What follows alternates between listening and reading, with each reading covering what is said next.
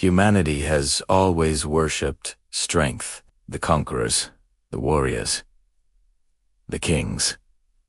We carve their names in stone and measure greatness by the power to dominate. But there was once a man who redefined strength forever. A man who ruled no empire, commanded no army, yet bent the timeline of civilization itself. He never fought for land, fought for the soul. His weapon was love. His battlefield the human heart.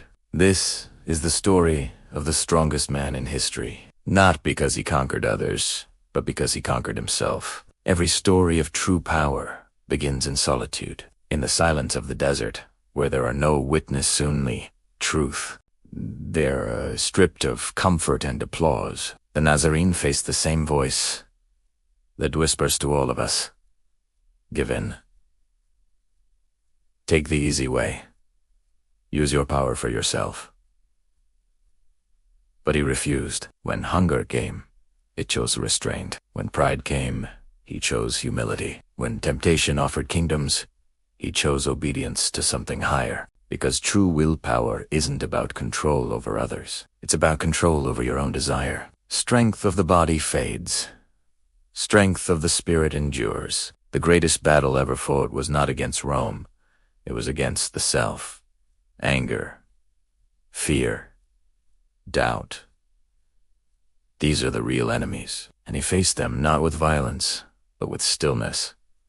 The world tells you, fight back. He said, be still. And no, in mastering his own heart, he revealed the path to ultimate freedom to be in the world, but not ruled by it. That is the secret of the Nazarene philosophy. Dominate your reactions, and you dominate your reality. For what is a man, if not the master of his own storm? Discipline was his silent strength. In a world addicted to noise, he sought silence. He rose before sunrise to pray not to escape reality, but to align with it. While others chased crowds, he withdrew to the wilderness, because power grows in stillness, not in applause. Every action, every word, was deliberate, rooted in purpose. That is why his presence transformed people. When you live in alignment, your very being radiates authority, the kind that needs no force. Real power doesn't shout. It moves in silence and changes everything. The hardest test of strength came not in the desert, but on the cross. When pain reached its limit, when betrayal burned deep, he chose forgiveness. Father, forgive them. They know not what they do in that moment. He rewrote the definition of power. Anyone can destroy. Only the truly strong can love when it hurts the most. The cross wasn't defeat, it was proof that compassion is stronger than cruelty. Because love that endures suffering becomes unbreakable. The world teaches that power and gentleness cannot coexist. But he proved they can and must. He could silence storms, yet listened to the broken. He could summon angels, yet washed his followers' feet.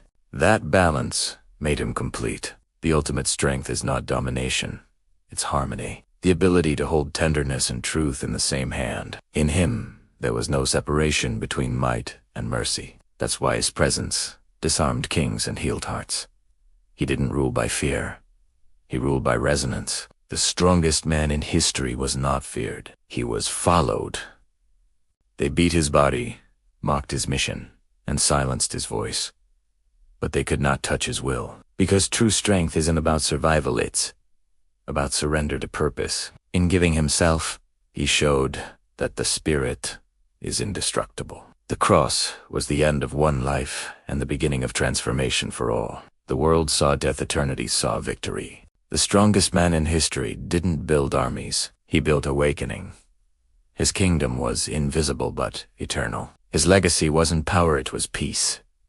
The power of Jesus wasn't physical, it was divine will made human. Because in the end, the ultimate strength is to conquer yourself. If this story resonated with you, consider subscribing for more journeys into the heart of truth. Thank you for watching.